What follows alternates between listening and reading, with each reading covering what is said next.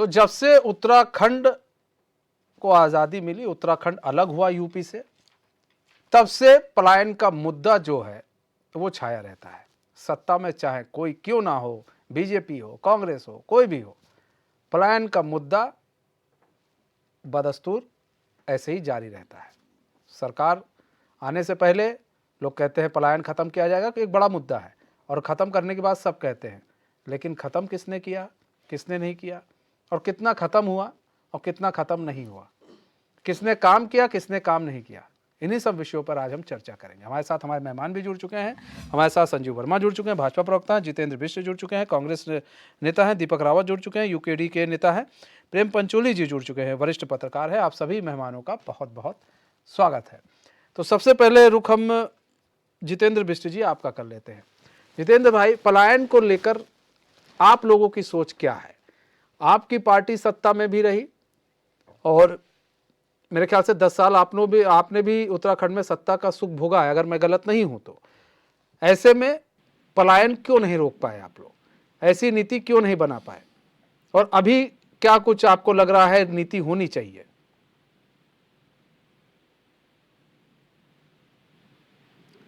जितेंद्र बिष्ट जी।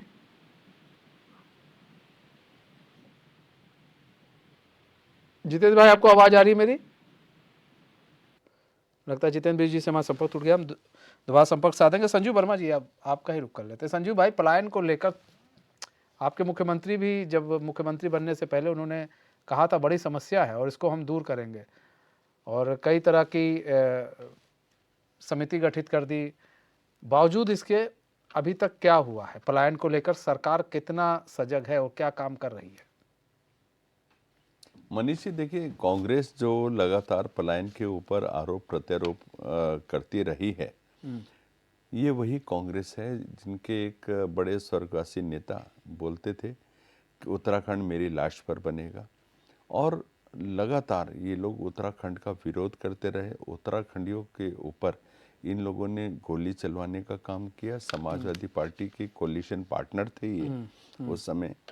इन्होंने मातृशक्ति के साथ जो अपमानजनक घटनाएं और इतनी विभत्स प्रताड़ना इनके दौर में झेलने पड़ी, तो उसके सीधे सीधे जिम्मेवार कांग्रेस पार्टी है। और अपने समय में अभी 10 साल इनकी भी सरकार रही। इनकी यदि कोई भी एक मंशा होती कि उत्तराखंड को हमने पलायन मुक्त करना है, तो आपके पास एक 10 साल का बहुत एक लंबा टेन्योर होता है, और आपके अंदर आपके पास यदि कोई इच्छा शक्ति थी या आपके पास कोई प्लानिंग थी तो आप कर सकते थे। आपके पास पूरा सब कुछ था, शासन था, प्रशासन था, और लेकिन आपके पास सोच नहीं थी। आप चाहते ही नहीं थे कभी कि उत्तराखंड पलायन मुक्त हो। न तो आपने सीमांत क्षेत्रों को की ओर कभी ध्यान किया। आपने सीमांत क्षेत्रों को बिल्कुल उनके हाल पर छोड़े रखा। चाहे हम 1947 जब से देश आज़ाद हुआ, आपने हमेशा सीमांत क्षेत्रों की अनदेखी करी। वहाँ तक न रोड्स पहुँचाने का आप लोगों ने काम किया, न ब्रिजेस बनाने का आप लोगों ने काम किया। इतना एक गंभीर मुद्दा है कि उत्तराखंड का जो हमारा ये पर्वतीय क्षेत्र है, ये पूरा चाइना का बॉर्डर है, और चाइना का इतना सेंसिटिव चाइना का बॉर्डर होने के नाते कम से कम वहाँ तक सड़कें तो होना बहुत ज़रूरी था। लेकिन बहुत बड़ा दुर्भाग्य का विषय है, ना आप वहाँ तक सड़कें ले आ पाए। अभी तक हजारों सैकड़ों हजारों गांव ऐसे थे जिन्होंने आज़ादी से अब तक बिजली का बल्ब नहीं अपने क्षेत्रों में देखा था। तो मैं सोचता हूँ, और बात शिक्षा की, शिक्षा के क्षेत्र में भी आप फिसड्डी रहे, और स्वास्थ्य के क्षेत्र में तो इतना बुरा हाल था। 2017 से पहले तमाम CHC PHC सेंटर्स जितने भी हुआ करते थे, उनमें डॉक्टर का इतना ज़बरदस्त अभाव था। वहाँ पर डॉक्टरों की जगह वार्ड बॉय और फार्मासिस्ट डॉक्टर की भूमिका निभाते थे। मात्र 824 डॉक्टर 2017 तक आपके स्वास्थ्य बेड़े में थे। हमारी सरकार आई, आज हमने 2875 डॉक्टर्स डिप्लॉय किए हैं। प्रत्येक जिला चिकित्सालय में हमारे अपने हर स्पेशलिस्ट डॉक्टर्स हैं और तमाम सीएससी पीएससी सेंटर जितने भी हैं उनमें पर्याप्त डॉक्टर्स हैं, पर्याप्त दवाएं उपलब्ध हैं, पर्याप्त इक्विपमेंट जितने चाहिए वहाँ उतने हैं। शिक्षा के क्षेत्र में हमने मॉडर्न स्कूल की स्थापना की है। तमाम 5 मेडिकल कॉलेजेस बनाने का काम हमारी सरकार के द्वारा किया गया है। और रोजगार की आप यदि बात करते हैं, देखिए आपने एक मुद्दा उठा कि 3 चीजों के अभाव की वजह से पलायन होता है, शिक्षा, स्वास्थ्य और रोजगार। तो रोजगार के उसमें तमाम हमारे जितने पर्वतीय क्षेत्रों के किसान हैं उनको अपनी उत्पाद का अच्छा मूल्य मिले, उसके लिए हमने ग्रोथ सेंटर की स्थापना करी। एक मार्केटिंग का उनको एक जरिया दिया गया। तमाम जो लोग पलायन करके दूसरे राज्यों में नौकरी के लिए जाते थे, और जिस तरह से माननीय प्रधानमंत्री जी ने कहा था कि जॉब सीकर नहीं बल्कि जॉब गिवर की भूमिका में आए। सर 10 सेकंड चलिए सर, 2 मिनट हो गया ना, चलिए सर। हाँ, जॉब गिवर की भूमिका में आए तो होम स्टे इतनी बढ़िया योजना हमारी सरकार लेकर आई है ताकि हमारे जितने सीमांत क्षेत्र, पर्वतीय क्षेत्र, वहाँ के लोग अपने घर बैठे रोजगार प्राप्त करें और 8 से 10 अन्य स्थानीय युवाओं को भी वो लोग रोजगार दे रहे हैं। सोलर की योजना है, जैविक खेती है। दीपक रावत जी, पलायन का जो मुद्दा है वो बना रहा है, बदस्तूर बना रहता है और बना ही रहा है जी। और अभी भी पलायन का जो मुद्दा है वो बना है। ऐसे में फिर से अब एक बार फिर से पलायन का मुद्दा जो है अब गहराता जा रहा है। अब जहां विपक्ष कह रहा है कि कांग्रेस कह रही है हमारे समय में पलायन कम था, वहीं बीजेपी कह रही है भाई हमारे समय में पलायन कम था। लेकिन हम आंकड़ों की बात करें तो आंकड़ों के हिसाब से पलायन अब जो है, पलायन पर थोड़ी बहुत रोक लगी है और पलायन जो है वो कम हुआ है बीजेपी के शासनकाल में। आपका क्या कहना? आंकड़ों की बाजीगरी में तो कांग्रेस और बीजेपी हमेशा से ही सर्वश्रेष्ठ रह गई है और ये आपस में एक दूसरे की नूरा कुर्सी चलती रहती है। लेकिन स्पष्ट रूप से उत्तराखंड क्रांति दल मानता है कि इस प्रदेश की जब मूल समस्याओं के बारे में हम बात करते हैं, यहाँ के जो आम जो लोग हैं जो निवास करते हैं पर्वतीय क्षेत्रों में, सुदूर सीमांत क्षेत्रों में, जब तक उसको केंद्र में रखकर नीतियाँ नहीं बनाई जाएंगी, उसको केंद्र में रखकर योजनाएं नहीं बनाई जाएंगी, तब तक पलायन की समस्या लगातार बनी रहेगी। 23 साल के जब से ये प्रदेश बना है और उसके बाद आज भी पलायन लगातार जारी है। 2018 के आंकड़े देख लीजिए और उसके बाद अगर 2022 में जो सरकार ने आंकड़े निकाले हैं तो जो स्पीड है वो बढ़ी है। जहाँ पहले 118 लोग हर रोज़ पलायन करता था पहाड़ से, अब वो 230 के करीब मेरे ख्याल के पलायन कर रहा है। लेकिन समस्या क्या है, मैं बार बार बोल चुका हूँ कि जब 3 समस्याओं का जो केंद्र हम लोग करते हैं कि पहाड़ों में, पहाड़ का आदमी पहाड़ में क्यों रहेगा, ना उसे स्वास्थ्य की कोई व्यवस्था मिल रही है, ना शिक्षा मिल रही है और रोजगार तो है ही नहीं। एक भी पिछले 23 सालों में दोनों भारतीय जनता पार्टी और कांग्रेस, ये दोनों समयकालीन में इन्होंने इस प्रदेश में राज्य किया है, इन्होंने कौन सा बड़ा अस्पताल खोला है, कौन सा ऐसा बड़ा अस्पताल खोल के दिया है कि जो पहाड़ का कोई आदमी हो, अगर उसे कुछ रात को उसकी कोई तबीयत खराब हो जाए या उसकी किसी परिजन की तबीयत खराब हो जाए तो वो उसका स्वास्थ्य लाभ ले सके। कोई ऐसा शिक्षा का केंद्र बता दीजिए, कोई ऐसे स्कूल खुले हैं जिसमें जिस आंकड़े दिखाइए कि उन स्कूल में पढ़ के बच्चों ने वहाँ पर रोजगार। और रोजगार की बात करिए, उत्तराखंड क्रांति दल पहले से बोलता है कि 75% स्थानीय लोगों को रोजगार मिलना चाहिए।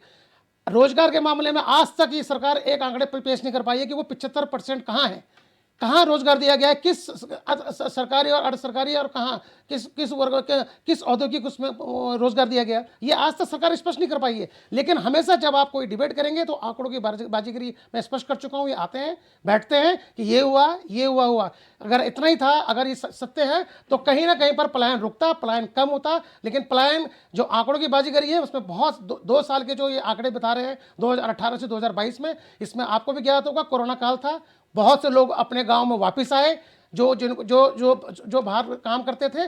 अब जब दोबारा से स्थिति साफ हुई है, दोबारा से वो स्थिति बढ़ गई है कि लोग अपने गांव से फिर वापस नौकरी के लिए बाहर जाने लगे हैं और ये बस बदस्तूर जारी है। और ये विडंबना है इस प्रदेश की कि दोनों राजनीतिक पार्टियों अब तक इसका समाधान नहीं कर पाई। ठीक है जितेंद्र बिष्ट जी, 10 साल आपका भी शासन रहा, 13 साल से ये शासन कर रहे हैं बीजेपी। ये कह रही है हमारे समय में कम है, आप कह रहे हैं हमारे समय में कम है। लेकिन यहाँ कम की बात नहीं है, आखिर इस पलायन को रोक क्यों नहीं पा रही है, कोई सरकार क्यों नहीं रोक पा रही है? देखिए मनीष जी, पलायन इस प्रदेश का एक बहुत गंभीर विषय है। इसमें आंकड़ेबाजी भाजपा के जो लोग कर रहे हैं कि भाजपा के समय पे जो है कम इस समय पलायन हुआ है, ये लोग ये जनता को क्या गुमराह करना चाह रहे हैं? जिन लोगों ने कभी, जिनका पलायन आयोग आज खुद ही पलायन कर गया हो, पौड़ी से देहरादून पलायन आयोग आ गया है, वो पलायन को कह रहे हैं कि हमारे प्रदेश में जो है पलायन हमारे टाइम पे सबसे कम हुआ है। क्या ये जो इनकी योजनाएं हैं इनको विस्तार से बताने का काम करेंगे? आज प्रदेश की स्थिति ये है कि 3200 सरकारी स्कूल बंद हो गए हैं। कोरोना काल में जो 8 लाख लोग उत्तराखंड में वापस आए थे, क्या सरकार ने उनको रोकने के लिए रोजगार की कुछ साधन उपलब्ध कराए हैं कि वो लोग यहीं पर रुके रहे? लेकिन वो सब लोग आज वापस चले गए। जब उद्योग नहीं बनेंगे, पलायन आयोग पलायन उद्योग पर्वतीय इलाकों में जब तक स्थापित नहीं होंगे तो तब तक पलायन रोकना एक सिगुफा ही होगा, चाहे वो सरकार किसी की भी रही हो। लेकिन ये कहना गलत है कि हमारे उसमें पलायन कम हुआ है, दूसरों के उसमें ज्यादा हुआ है। हमारे टाइम पे चंद्र सिंह गढ़वाली योजना, जिसमें कई हजार लोगों को सब्सिडी मिली थी, रोजगार मिला था, आज वो योजना का कोई अता पता नहीं है। हरेला योजना सरकार ने चलाई थी, उस हरेला योजना में वृक्षारोपण जो कार्यक्रम था कि जो एक पेड़ लगेगा उस पर हम 300 रुपए देंगे, उस योजना का आज पता नहीं है। मनरेगा जैसी योजना जो आज भी रोजगार उपलब्ध करा रही है पहाड़ों में, उस योजना को भी इन्होंने कहीं हो रहा है कहीं नहीं हो रहा, उसका भी आज तक पता नहीं है। तो कुल मिला के बात ये है मनीष जी, तिवारी जी के टाइम की अगर बात करें तो हर ब्लॉक में एक पॉलिटेक्निक और 2 ITI खोलने की बात हुई थी, और उस समय 96 ब्लॉकों में नरेंद्र तिवारी जी ने उसमें काम किया था। लेकिन जैसी सरकार चेंज हुई तो इन लोगों ने कहीं कहीं, दुर्भाग्य हमारे उत्तराखंड का, कि कहीं कहीं वो स्थापित ही नहीं हो पाए। तो कहीं कहीं स्थापित नहीं हो पाए, लेकिन चीज़ें चालू है। आपकी सरकार आई, फिर हरीश रावत भी आए थे, वो भी नहीं भूलना है, ठीक है। पंचोली जी, सर आप, जितना मैं आपको जानता हूँ, आप गांव में ज़्यादा रहते हैं, आप शहर में कम रहते हैं। पंचोली जी, बिल्कुल, और गांव के हालात से आप काफ़ी वाकिफ़ भी हैं। ऐसे में अगर बात की जाए स्वास्थ्य और शिक्षा की, लोग बात करते हैं कई स्कूल बंद कर दिए गए, लेकिन स्कूल बंद करने के कारण के पीछे कोई नहीं जा रहा है। स्कूल कोई खुशी से नहीं बंद करता है, सरकार ये नहीं चाहती है कोई स्कूल बंद हो जाए। इसके पीछे के कई कारण हैं। कारण ये रहा है कि बच्चे नहीं हैं स्कूल में, स्कूल बंद करना पड़ा। कहीं पर 3 बच्चे हैं, 1 टीचर है, इसलिए स्कूल बंद करना पड़ा। तो कई सारे कारण हैं, इसलिए स्कूल बंद किए गए हैं, इसको भी हमें समझना पड़ेगा। तो ऐसे में बार बार पलायन की बात हो रही है। आप काफ़ी वरिष्ठ पत्रकार हैं, आप लोगों ने काफ़ी रिपोर्टिंग भी की है, पहाड़ों से लेकर मैदानी इलाकों तक। आप लोग किस तरह से देख रहे हैं, और ये पलायन रुकेगा कैसे आखिर, और क्यों नहीं सरकार इस पर गंभीर हो पा रही है, या फिर योजनाएं बना रही हैं, वो योजना धरातल पर उतर नहीं पा रही है? दिक्कत कहाँ आ रही है? बहुत छोटा शब्द है समझने के लिए। जैसे हमारे देश की एक शब्द है हमारे देश में ना, गरीबी हटाना है। तो गरीबी एक राष्ट्रीय समस्या है हमारे देश की। हमारे राज्य उत्तराखंड की भी पलायन एक राज्य स्तरीय समस्या है। तो बस आप समझ लीजिए कि जब से हम आज़ाद हुए हमारे देश के लोग, तब से हम गरीबी हटा रहे हैं, और जब से ये राज्य बना तब से हम पलायन का रोना रो रहे हैं। हमको ये समझना है कि पलायन का रोना कौन लोग और किस क्षेत्र के लोग रो रहे हैं। क्या यमुना घाटी के 10-15 ब्लॉक पलायन का रोना रो रहे हैं, या पौड़ी ब्लॉक के 9 ब्लॉक, पौड़ी जिले के 9 ब्लॉक वाले पलायन का रोना रो रहे हैं, या हमारे 70 लोग पलायन का रोना रो रहे हैं, जो 70 लोग विधानसभा में बैठते हैं? ये हमारे सरकारी आंकड़े बताते हैं कि 2022 की रिपोर्ट है पलायन आयोग की, कि 1,17,981 लोगों ने स्थायी पलायन कर दिया है। बहुत ज़्यादा आंकड़ा नहीं है।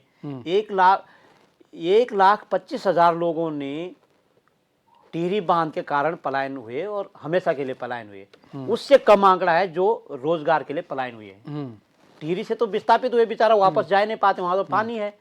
लेकिन पूरे राज्य से उससे भी कम, थोड़ा कम लोगों ने रोजगार के लिए पलायन किया, स्थायी पलायन किया है।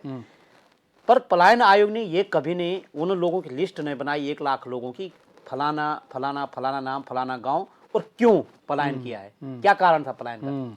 अगर पलायन की समस्या को समझना है तो आप राजधानी देहरादून से 40 किलोमीटर दूर जहां पर टॉन्स और यमुना का संगम होता है, हरिपुर जाइए, और जो हरिपुर में 65 परिवार और 70 परिवार बसे हुए हैं, उनको पूछिए कि आप अपने गांव से यहाँ क्यों आए। बस मैं तमाम मुख्यमंत्रियों से भी निवेदन करूंगा जो अभी नहीं है, जो कभी मुख्यमंत्री थे, आजकल जगहों जगहों घूम रहे हैं, वो भी वहां जाए, और जो वर्तमान में मुख्यमंत्री वो भी वहां जाए। वो पलायन क्यों आए? आप हल्द्वानी के ढोलक बस्ती में के बगल में एक दूसरी बस्ती है पहाड़ियों की, वहां आप जाइए कि वो वहां पलायन क्यों है। अगर आपने एजुकेशन की बात की कि सर जहाँ 3 बच्चे थे, 2 टीचर थे, उन स्कूल बंद करनी पड़ी, स्वाभाविक है, ये तो व्यवहारिक पक्ष है ना। बच्चे 3 हैं, टीचर 2 है, तो स्कूल क्यों चलाने वहां पर? ये इसमें कोई आर्गुमेंट करने की जरूरत ही नहीं किसी भी 70 लोगों को। आप यहाँ पे अजबपुर में जाइए, अजबपुर कला में जाइए, दीपनगर के बगल में, पंचोली जी आते हैं आपके पास, आ रहे हैं सर, जी, क्योंकि अब वक्त हो चला है। एक छोटे से ब्रेक का, तो कहीं मत जाइए, बने रहिए हमारे साथ और देखते रहिए एशियन न्यूज़।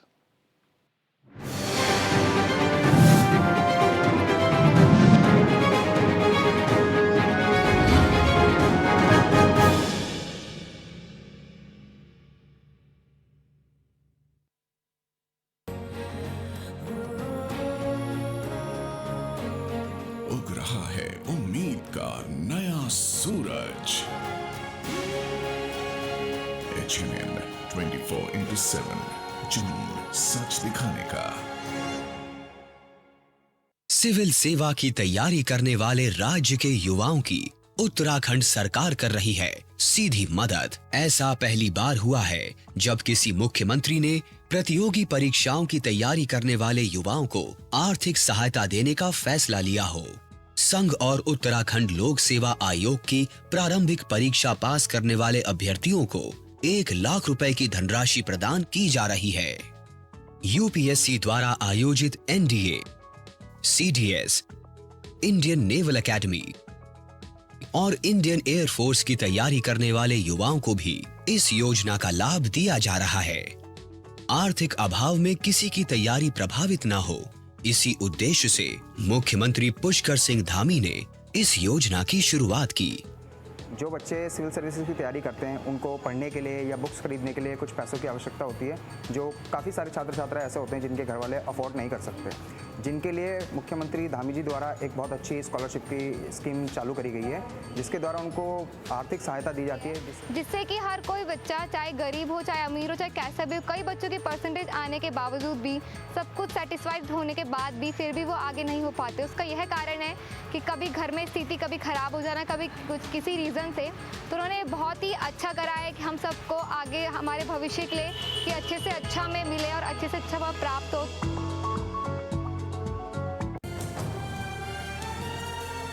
ये पहाड़ ही नहीं, हमारी पहचान भी है। HNN 24/7, जुनून सच दिखाने का। हमारी सभ्यता ही हमारी विरासत है।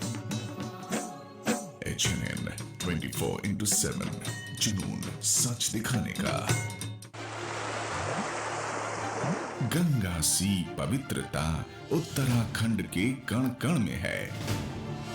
HNN 24/7।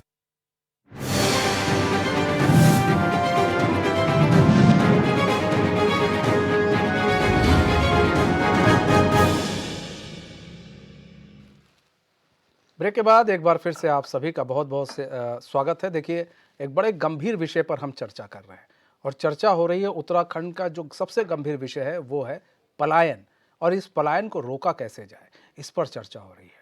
हमारे साथ हमारे मेहमान जुड़े हुए हैं। वरिष्ठ पत्रकार प्रेम पंचोली जी, आप कुछ कह रहे थे सर, अपनी बात पूरी कर लें। जी, मैं ये कह रहा था कि जब हम स्कूल की बात करते हैं कि जहाँ 3 बच्चे हैं, 2 बच्चे हैं, टीचर 2 है, या 2 बच्चों के साथ 1 टीचर है, स्कूल बंद हो गई है, कोई आर्गुमेंट करने की जरूरत नहीं। किसी भी 70 नेता को, किसी भी 70 से 70 लोगों को भी इसमें आर्गुमेंट करने की जरूरत नहीं है। जहां 2 बच्चे हैं और 1 टीचर है, उसको बंद करना स्वाभाविक है, व्यवहारिक पक्ष है। लेकिन आप यहाँ दीपनगर में जाइए, 1200 बच्चे हैं, एक स्कूल में 600 बच्चे हैं, और टीचरों की हालत देखो, इतनी हालत खराब हो रखी टीचरों की। एक स्कूल यहाँ पे दीपनगर में है, प्राइमरी स्कूल है, वो उस स्कूल की जो टीचर है, जो प्रिंसिपल है, वो कह रहे थे कि शाम जो बच्चा उनके पास उनकी कक्षा में जो 5वीं क्लास में बच्चा है ना, वो बच्चा कक्षा 1 से नहीं आया, वो सीधा 5वीं में आया वहाँ। वो जो बच्चा कक्षा 1 में, वो 3 महीने से ज़्यादा नहीं रहता, और बच्चों की संख्या उतनी है। हमने कहा ये बच्चे किसके हैं? जो मजदूर लोग हैं उनके बच्चे हैं।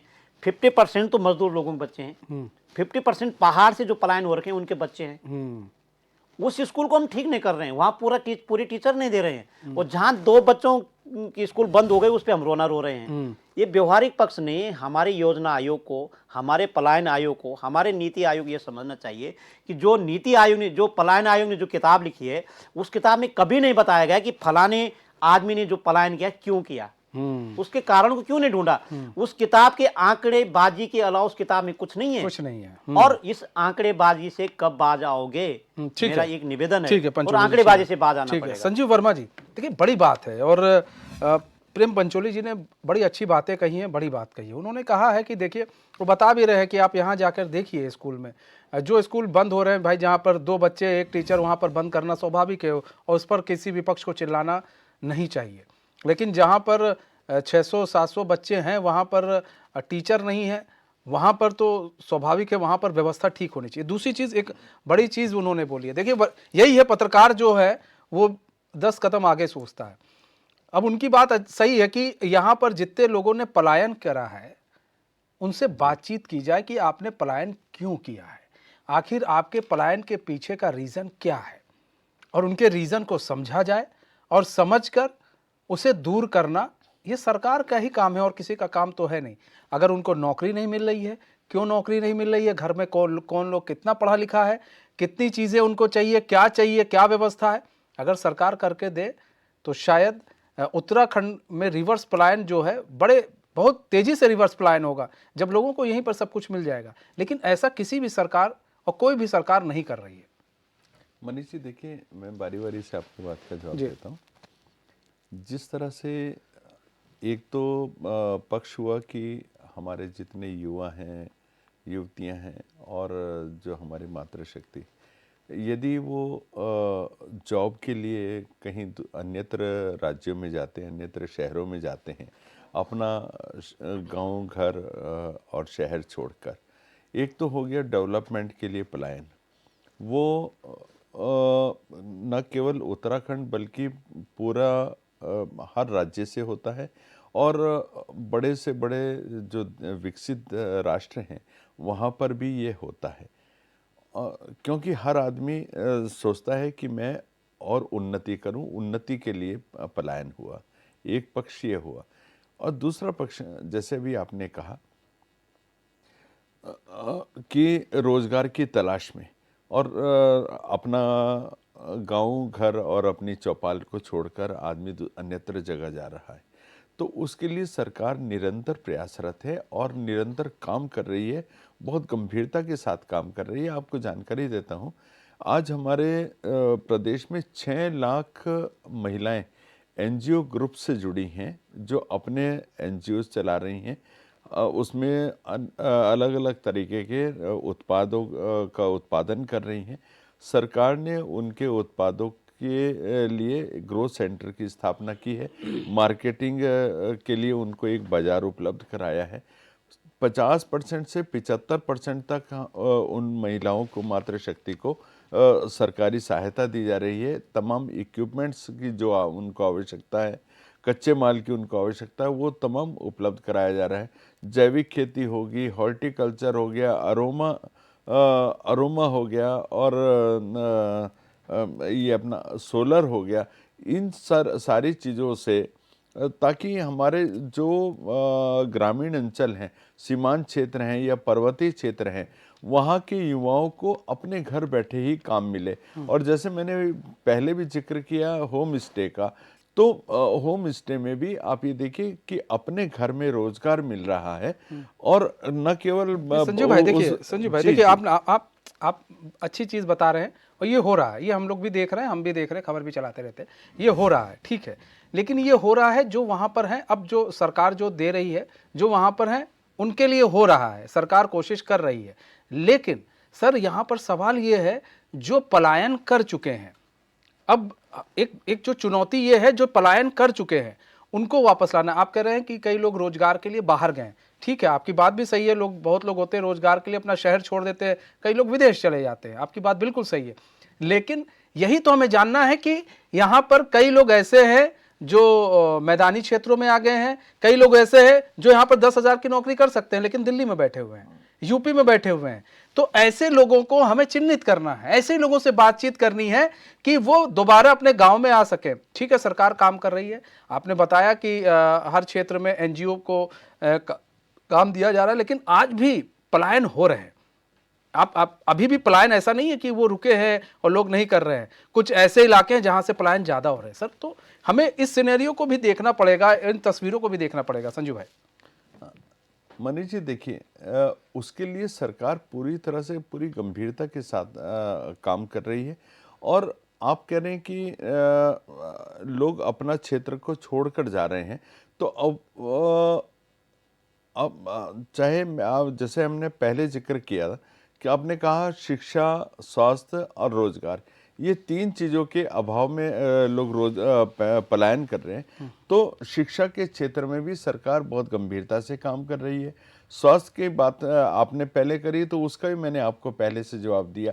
स्वास्थ्य के किसी भी प्रकार की पर्वतीय क्षेत्रों में कोई कमी नहीं आने पाए, उसके लिए भी सरकार पूरी गंभीरता से काम कर रही है। अभी जो हमारा ग्लोबल इन्वेस्टर समिट यहाँ पर हुआ है, उसमें 3.5 लाख करोड़ रुपए के जो एमओयू हुए हैं, सबसे महत्वपूर्ण बात यह है कि इस बार जो एमओयू हुए हैं वो धरातल पर उतरेंगे, धरातल पर उतरेंगे। और सर 10 सेकंड हाँ, मेरी। ठीक है। उसमें सबसे बड़ी बात क्या है कि पर्वतीय क्षेत्रों में जो वहाँ के वातावरण के अनुरूप जो भी उद्योग हैं, जो भी काम है, वो वहाँ पर स्थापित होंगे। और उससे क्या पलायन जो हमारे पर्वतीय क्षेत्रों से होता है, तो वो पलायन के ऊपर बहुत तेजी से जितेंद्र मिश्र जी। सर 10 सेकंड मेरी बात हो गया प्लीज सर 10 सेकंड। ठीक है, जल्दी से। सरकार ने जो हमारा एक प्रवासी प्रकोष्ठ बनाया है, और जिस तरह से एक वाइब्रेंट गुजरात की एक अवधारणा के साथ माननीय मोदी जी जिस समय गुजरात के मुख्यमंत्री थे, वो तमाम पूरे देश और विदेश से जहां भी गुजराती बाहर अपना काम के लिए या बिजनेस गुजरात की कर बात रहे में सर वो जानते हैं। ठीक है सर, मैं आप उत्तराखंड की बात, गुजरात तो हम जान रहे हैं, मैं उत्तराखंड से जोड़ रहा हूँ सर इस बात को। ठीक है, वाइब्रेंट विलेज को आप लोगों ने वहां से उठाया और यहाँ पर आप विकसित कर रहे हैं। तो वाइब्रेंट उत्तराखंड की को लेकर भी माननीय मुख्यमंत्री जी ने तमाम ऐसे लोगों से आह्वान किया है कि अपने प्रदेश में रोजगार करिए, अपने प्रदेश में उद्योग लगाइए। मुझे याद है और रिवर्स पलायन करिए। एक समय ऐसा था कि चुनाव होने थे और आपके जो पूर्व मुख्यमंत्री हरीश रावत ने बहुत जोर शोर से चुनाव से पहले उठाया था एक मुद्दा, ये पलायन को लेकर उठाया था। लेकिन सर उन्होंने उठाया और ये इस मुद्दे को उन्होंने काफी हद तक लेकर गए और जीत कर भी आए, पंचोली जी, अगर मैं गलत नहीं हूं तो।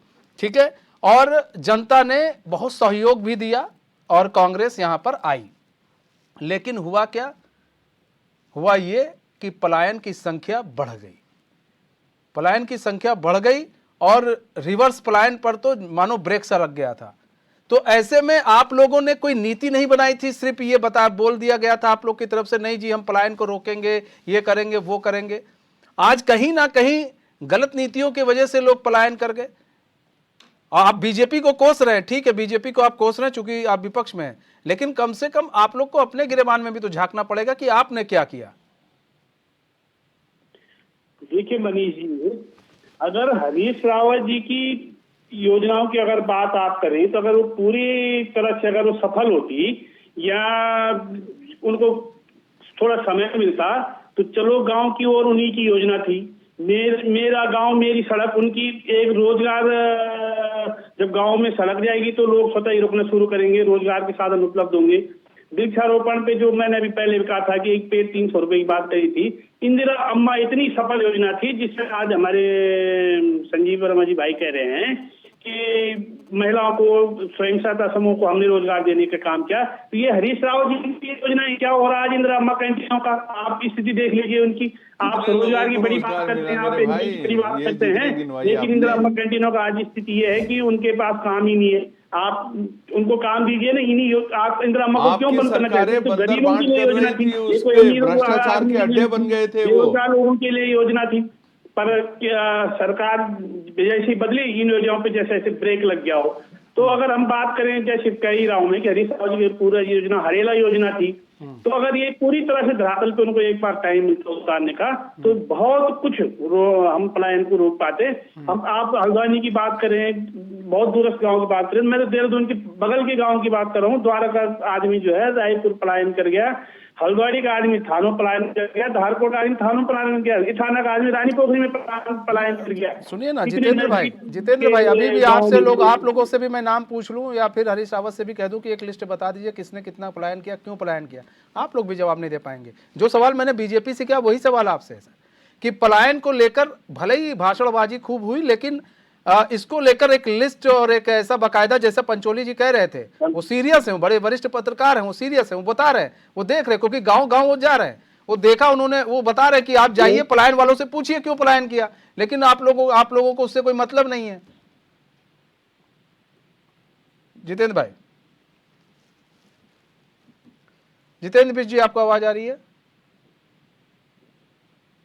लगता है जितेंद्र बिष्ट जी से हमारा संपर्क टूट गया है। दीपक रावत जी, यही सवाल आपसे है सर, कि कांग्रेस भी रही है 10 साल और ऐसे में क्यों नहीं आखिर उन लोगों से बात की जा रही है? भले ही विदेश में रहते हो, नौकरी करते हो, एक बार अपना फर्ज बनता है कह दो भैया कि आओ यार यहाँ पर आओ और बिजनेस करो, देखो नहीं कर पा रहे हो तो कुछ ऐसा करो ताकि 2 लोगों को रोजगार मिल जाए। मनीष जी आप बिल्कुल सही कह रहे हैं, पर ये तब होगा ना कि जब जो पर्वतीय क्षेत्र का जो आदमी है उसको केंद्र में रखकर योजनाएं बनाई जाएं, उसको ध्यान में रख के योजनाएं बनाई जाएं। जब सारी योजनाएं देहरादून, उधम सिंह नगर और ये आपका हल्द्वानी, हरिद्वार, इनको लेकर योजनाएं बनाई जाएंगी तो पर्वत का जो सुदूर पर्वत में जो पर्वतीय क्षेत्र में रह रहा हो वो व्यक्ति क्यों ना पलायन करे।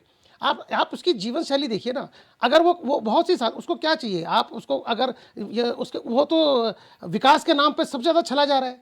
आप विकास के नाम, इसका सबसे अच्छा उदाहरण मनीष जी अगर आप देखिए तो टेरी बांध परियोजना आई, टेरी बांध के स्थापित किए गए, कौन हुआ? तो पहाड़ आ गए, पहाड़ के आदमी को आपने मैदान में बसाया, ठीक है, उसको बसा, उसके बाद क्या हुआ? फिर आपने और प्लान करवाया। आप रिवर्स प्लान की बात का काम कर रहे हैं। विकास के नाम पे तो सबसे ज़्यादा अगर कोई छला गया है तो पर्वतीय जिले का एक पहाड़ का जो मूल आदमी है वो छला गया। क्यों? कारण ये है कि विकास के नाम पे आपने योजनाएं तो बना दी लेकिन उसको स्थापना कर दिया, फिर पुनर्स्थापना बनाया गया, कर दिया गया।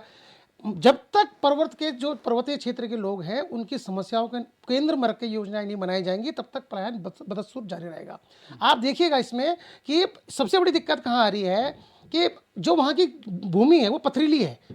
आप आज पिछले 23 साल में चाहे भारतीय जनता पार्टी हो या कांग्रेस हो, ये दोनों किसी किसान को, पहाड़ी किसान को, मैं मैदानी क्षेत्रों की बात नहीं कर रहा हूँ जहाँ पर उनको बहुत अच्छा उसका अनाज का उपज का उनको मिल जाता है, लेकिन पहाड़ के लोगों के पास उस तरह की उनको योजना नहीं बताई गई कि आपकी भूमि में आपकी सॉइल टेस्टिंग कराई जाती, उनको बताया जाता है कि इसमें आप ये ना लगाइए, इसमें ये लगाइए। इस तरह के कोई भी वैज्ञानिक दृष्टिकोण ना तो भारतीय जनता पार्टी और ना ही कांग्रेस ने दिखाया। उसका कारण क्या हुआ? जिस जमीन में उसको जो उगाना था वो उसके उगाने की जगह कुछ और उगा रहा है, और जो उगा रहा है वो उतनी मात्रा में उगता ही नहीं है। वो सिर्फ अपने लिए जीवन यापन करने के लिए ही या अपने लिए व्यक्तिगत इस्तेमाल के लिए, व्यावसायिक रूप से उसका इस्तेमाल कैसे करना है, भारतीय जनता पार्टी और कांग्रेस की दोनों सरकारों इसके लिए दोषी हैं। कोई भी इस तरह की योजनाएं नहीं बना पाए। आयोग बनाए गए, निवारण नाम रख दिया गया, लेकिन यदि निवारण वाकई में ये दोनों सरकारें चाहती तो उस आदमी को जानती, उसकी जमीन के बारे में पूछती, उसके यहाँ क्या होता। यदि मेरी जमीन पर गांव में पड़ी हुई है और बंजर पड़ी हुई है, अगर मुझे बताया जाता तो पूछा जाता कि भाई इस जमीन में ये उगाइए, आपको सब्सिडी दी जाएगी, आपका जो भी होगा वो सरकार लेगी, तो क्यों नहीं लिया? सर सारे के सारे जब उनकी जमीन का उनको कुछ पता ही नहीं है उनको जमीनों के बारे में, वो जो हजारों सालों से 500 सालों से जो चला आ रहा है, जो चीज़ें बेचारे वो उगा रहे हैं वही चीज़ें वो खा रहे हैं। बाजार में उनकी कोई वैल्यू नहीं है, बाजार के लिए कोई रास्ता नहीं है, वो सिर्फ अपने लिए करते हैं। मूल समस्या वही है कि जब तक केंद्र में रखा नहीं जाएगा किसी वहां के पर्वत के मूल निवासियों को, तब तक दिक्कत ये बनी रहेगी। प्रेम पंचोली जी, एक चीज देखिए, एक चीज और भी है यहाँ पर, जो मैंने भी कई पहाड़ी क्षेत्र देखे, मैंने घूमा है, मैंने देखा वहाँ के लोगों से बातचीत की, तो एक चीज और भी मैंने देखी, जो जंगली जानवर हैं वो भी एक सबसे बड़ा कारण पंचोली जी बन रहे हैं। और ये जो जंगली जानवर हैं अब किसी के खेत में घुस जा रहे हैं तो उनका खेती नष्ट कर दे रहे हैं। अच्छा, ऐसा नहीं है कि सरकार इसको लेकर सचेत नहीं है, सरकार की तरफ से इन चीज़ों को लेकर कहा गया है, अधिकारियों को कहा गया है कि भाई जंगली जानवर से लोगों को निजात दिलाइए आप। अच्छा, कई लोग बाघ से परेशान हैं, कई लोग बंदरों से परेशान हैं, कई लोग जंगली सूअर से परेशान हैं, मतलब किसी ना किसी चीज़ को लेकर, चूंकि अब पूरा जंगल से घिरा हुआ है अपना उत्तराखंड, तो जंगली जानवरों से कहीं ना कहीं परेशान है। कुछ लोग इसलिए भी पलायन कर रहे हैं। अब इसमें देखिए अधिकारियों का भी तो बहुत बड़ा रोल होता है। पंचोली जी, अधिकारी क्या कर रहे हैं? चलिए, सरकार ने कहा भैया हमको रोकना है, ये हमने कर दिया है, अब यहाँ पर अधिकारियों की जिम्मेदारी कौन तय करेगा? यहाँ पर अधिकारी क्या कर रहे हैं कि उनसे ये नहीं पूछना चाहिए कि यहाँ पर बंदरों का आतंक ज़्यादा है, कई ऐसे इलाके हैं वहाँ पर बंदरों का आतंक ज़्यादा है, वहाँ पर बंदरों को रोकने के लिए क्या किया जा रहा है? वरना पता चला कल के लोग, कुछ लोग आंदोलन भी करते हैं कि भैया नहीं करोगे तो हम खाली कर देंगे गाँव, या हम अपना घर छोड़कर चले जाएंगे। और भाई कुछ जो उगा रहे हैं वो बंदर खा जा रहे हैं, जो उगा रहे हैं बेचारे वो भी नहीं पा रहे हैं। तो कहीं ना कहीं अधिकारियों की भी इसमें जो है हीला हवाली है, ये जो पलायन हुआ है इसमें अधिकारियों का भी एक बहुत बड़ा रोल रहा है। मैं आपको 2-3 चीज़ें बताना चाहूँगा कि पहला सवाल तो ये उठ के आ रहा है, आप गांव में जाएंगे या मैदानों के गांव में भी जाएंगे, कहीं पर भी आप जाएंगे उत्तराखंड में, तो आम लोग एक सवाल उठा रहे हैं कि पलायन आयोग क्यों, इसकी ज़रूरत क्यों पड़ी।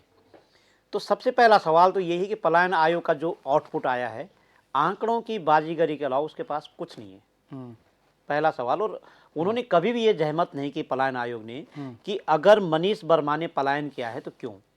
इसलिए क्या कि वो इस चैनल के लिए एंकरिंग करने के लिए आए, उनकी जरूरत चैनल को पड़ी, इसलिए वो यहाँ आए, तो आप यही कमेंट तो देंगे, आपकी स्टेटमेंट यही होगा। तो जिस 1 लाख से अधिक लोगों ने, 1,17,000 एबव जो है उन लोगों ने पलायन किया, 1 लाख में से 50,000 लोगों को पलायन आयोग ने नहीं पूछा। मैं इस बात को दोहरा रहा हूँ। दूसरी बात, जब हम शिक्षा की बात करते हैं कि शिक्षा बड़ी समस्या है, लेकिन इसमें एक चीज और भी हम जोड़ेंगे पंचोली जी, एक बात है बिल्कुल कि किस जाति के लोगों ने सबसे ज्यादा पलायन किया, ये भी बिल्कुल देखना होगा। आप मेरी किताब पढ़ेंगे, हाँ, कसक की कसौटी, समय साक्ष्य ने छापा है, उस किताब में साफ बताया गया कि जितने लोगों ने पलायन किया है, 70% लोगों ने, शेड्यूल कास्ट के लोगों ने पलायन किया है। उसके कारण उसमें लिखे गए कि क्या कारण है पलायन के। भावनात्मक कारण है, योजनागत कारण कुछ नहीं है, क्योंकि योजनाएं तो आती है और जो चतुर आदमी रहता है, जो चालाक रहता है, इंटेलेक्चुअल रहता है, योजना वो ले जाता है। और जब वो ले लेता है तो वो योजना बढ़ती है। माना मुझे कोई काम मिला तो मेरे आजू बाजू योजना बढ़ेगी, तो सबको थोड़ा थोड़ा मिल जाएगा, कुछ ना कुछ संतुष्टि हो जाती है। लेकिन जब हम सवाल उठाते हैं कि पलायन हो गया, शिक्षा के कारण पलायन हो गया, बाघ के कारण पलायन हो गया, बंदरों के कारण पलायन हो गया, इस पे थोड़ा सोचने की जरूरत है। इसमें पहाड़ के गढ़वाली भाषा में एक कहावत है कि बुआरेबल काम काज नहीं तो गौड़ पूछ लो मोड़, यानी कि अब सासू बहू को कह रही है कि अगर तेरा कुछ काम नहीं ना तो गाय के पूंछ को ऐसे घुमा। समझ रहे बात? तो जो ब्यूरोक्रेट्स है ना, उसको हमारे 70 लोगों ने बोल दिया, जो 70 लोग विधानसभा में बैठते हैं कि अगर तुम्हारा कोई काम नहीं तो योजना आयोग को ऐसे ये क्या पलायन आयोग को बोला कि तुम गाय की पूंछ ऐसे घुमा, कि 10 लोगों ने यहाँ से, 10 लोगों ने वहां से, 20 लोगों ने वहां से, और 1.25 लाख लोगों ने पलायन कर दिया। कहने का तात्पर्य यह है कि हमने कई बार बोला कि एजुकेशन एक समस्या हो गई है, तो प्रत्येक ब्लॉक में 1 से लेकर 12 तक एक रेजिडेंशियल स्कूल बना दीजिए ना। और वो रेजिडेंशियल स्कूल सिर्फ बच्चों के लिए नहीं है, जो टीचर्स वहां रहेंगे ना उनके लिए वेल फैसिलिटी कर दीजिए। सड़क पहुंच गए भाई साहब, लाइट पहुंच गई है, टेलीफोन पहुंच गया है, इंटरनेट की सुविधा हो गई है। सिर्फ 5-6% गांव में अभी कुछ दिक्कतें हैं, वो भी हो जाएगी। सरकारों ने काम किया, ऐसा नहीं है, उसका हम इस्तेमाल नहीं कर पा रहे हैं। कोई भी टीचर अपने बच्चों को शहर में नहीं रखना चाहता इस समय। उनको साफ सुथरी हवा चाहिए अपने बच्चों के लिए, स्वस्थ बच्चे चाहिए। शहर में रह करके बीमार हो रहे हैं बच्चे, लेकिन जहां उसकी ड्यूटी है उस टीचर की, जहां उस डॉक्टर की ड्यूटी है, वहां फैसिलिटी नहीं, वो पैसा खर्च कर सकता है। तो इसलिए रेजिडेंशियल स्कूल की जरूरत है। अगर आपकी हॉस्पिटल की बिल्डिंग है, वो खंडर क्यों है? वहां पे हॉस्पिटल के लिए, डॉक्टर के लिए रेजिडेंस नहीं है, फार्मासिस्ट के लिए नहीं, वार्ड बॉय के लिए नहीं, स्वीपर के लिए नहीं है। तो वो क्या करेंगे कि अपने आप तो ड्यूटी देते हैं, लेकिन बच्चों को कहीं शिफ्ट करते हैं। ठीक है संजीव वर्मा जी, देखिए बहुत सारी बातें निकल कर आती हैं। ठीक है, आप सरकारी आदमी हैं, सरकार से जुड़े हुए हैं, प्रवक्ता हैं उनके, अब आपकी भी मजबूरी है सरकार की तारीफ करनी। ठीक है, वो सरकार काम भी कर रही है, ऐसा नहीं है कि सरकार काम नहीं कर रही है, लेकिन कुछ चीज़ें हैं उन्हें हमें ध्यान में रखना चाहिए। देखिए कुछ, जैसे मैंने सवाल पूछा पंचोली जी से कि भाई यहाँ पर जंगली जानवरों के आतंक को भी लेकर भी कई लोग वहाँ पर पलायन करते हैं और कई लोग चले जाते हैं, क्योंकि कई लोगों से जब मेरी बात हुई तो उन्होंने जो मैदानी इलाकों में हैं उन्होंने ये बात मुझसे कही है।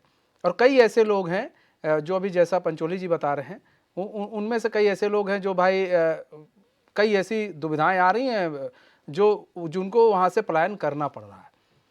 शिक्षा की बात है, वो कह रहे भैया इस तरह के आप लोग कर सकते हैं, पैसे की तो कमी है नहीं कि सरकार के पास पैसे की कमी है, तो क्यों ना अगर भाई कुछ वरिष्ठ लोगों को, वरिष्ठ पत्रकार लोगों को, कई लोगों को ऐसे बैठाकर, विपक्षी पार्टियों को भी बैठाकर इत्मीनान से सरकार इस पर अगर 1 महीने भी काम करे और 1 साल के अंदर उस काम को अमली जामा पहना दे, सिर्फ इसलिए कि हमें उत्तराखंड को बचाना है। देखिए, पलायन को बचाने का मतलब उत्तराखंड को बचाना है। आप देखिए उत्तराखंड और सुंदर हो जाएगा, इसकी सुंदरता और निखर जाएगी और मेरे ख्याल से जो विदेश के लोग हैं वो भी यहाँ पर आ जाएंगे, जो बाहर गए हैं लोग वो भी यहाँ पर आ जाएंगे। मनीष जी देखिए, उत्तराखंड राज्य का निर्माण भी भारतीय जनता पार्टी ने किया, इसको संवारने का काम भी भारतीय जनता पार्टी कर रही और समय समय पर यहाँ पर रोजगार कैसे डेवलप हो उसके लिए विशेष राज्य का दर्जा भी बीजेपी ने दिया, औद्योगिक पैकेज भी बीजेपी ने दिया और टैक्स हॉलिडे भी बीजेपी ने किया। और राजनीति से ऊपर उठते हुए आप ये देखिएगा, जिस समय स्वर्गीय अटल बिहारी वाजपेयी जी की केंद्र में सरकार थी और यहाँ पर कांग्रेस की सरकार थी, लेकिन हमारा उद्देश्य बड़ा था। हमारा उद्देश्य था कि उत्तराखंड का प्रत्येक युवा को रोजगार मिले, उत्तराखंड डेवलप हो, उत्तराखंड विकास के मार्ग पर बहुत तेजी के साथ आगे बढ़े। इन तमाम बातों को ध्यान में रखते हुए हमने इस तरह का काम किया। और जिस तरह से आप ये देखें, इस समय छात्रवृत्ति की योजनाएं हमारी सरकार चला रही है। जो मेधावी छात्र हैं उनको छात्रवृत्ति दी जा रही है। वो सब नहीं चाहिए। जो सुनिए संजू भाई, ये सब चीज सुनिए ना, ये सब चीजें ठीक है। अब मेरी बात तो सुनिए, ये आप अच्छाई गिना रहे हैं, लेकिन जो चीजें उसको भी समझना पड़ेगा ना, हमें ये भी समझना पड़ेगा संजू भाई। हम क्यों कह रहे हैं बार बार कि अभी मैंने एक सवाल आपसे पूछा, आप फिर हमको फिर उधर मत लेके जाइए, हम सीधे सवाल पर है कि यहाँ पर जो जंगली जानवरों की वजह से कई पलायन कई जगह पर हो गए हैं, उनके लिए सरकार ने योजना बनाई है। सरकार कहती भी है कि ऐसे चीजों पर रोकथाम होनी चाहिए, लेकिन क्या उन अधिकारियों से उस रिपोर्ट कार्ड को लिया जाता है? मंत्री ले रहे हैं या फिर मंत्री सिर्फ घूम रहे हैं? देखिए सवाल है ये, क्योंकि मंत्री को हम देखते रहे कि इस प्रोग्राम में, उस प्रोग्राम में, यहाँ वहाँ सब ठीक है, घूम रहे हैं, घूमने दीजिए, फीता काट रहे हैं, काटने दीजिए, लेकिन क्या वो रिपोर्ट कभी सार्वजनिक होगी या फिर कभी मंत्री बताएंगे कि हमने यहाँ पर रोक लगा दी है, अब यहाँ पर बंदरों का आतंक नहीं देखने को मिलेगा, यहाँ पर बाघ का आतंक नहीं देखने को मिलेगा? ऐसा कुछ व्यवस्था कर रही है? मनीष जी देखिए, जो जंगली जानवरों के आतंक की वजह से जो वहाँ पे हमारे पर्वतीय क्षेत्रों में कृषि